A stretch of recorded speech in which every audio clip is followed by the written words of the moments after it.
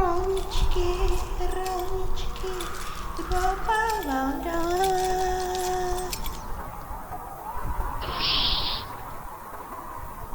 Líbí se ti mé dekorace? Ne. Máš ty nějaké dekorace?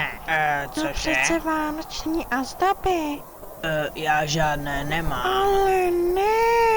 Já to až tak neprožívám. Ale ne, to je hrozné. Ale ne, je to v pohodě, opravdu. Může si vypůjčit mé dekorace. Díky, ale ne. Co kdyby si jenom vyzkoušel? Hele, jdi si radši počítat šišky. Určitě na to by bylo vypadat. Nechci tvoje dekorace, jasný? Jedna malá dekoračka ti neublíží.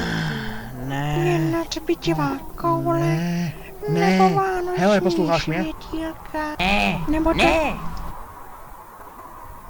A co takhle Takhle, vánoční můžeš to nechat? vetlémek, ručně malovaný? Ne, Co třeba nějaké hvězdičky? ne, A nebo nějaké ne, zvonečky? ne, ne, ne, ne, Nebo ne, nějaký ne.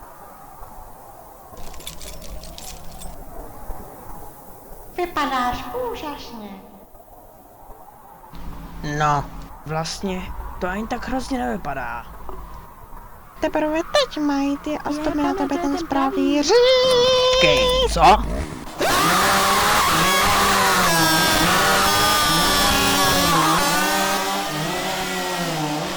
Rolničky, rolničky, kdo pak dával hláš?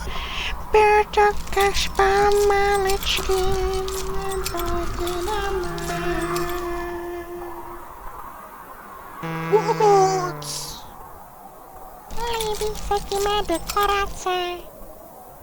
Hej,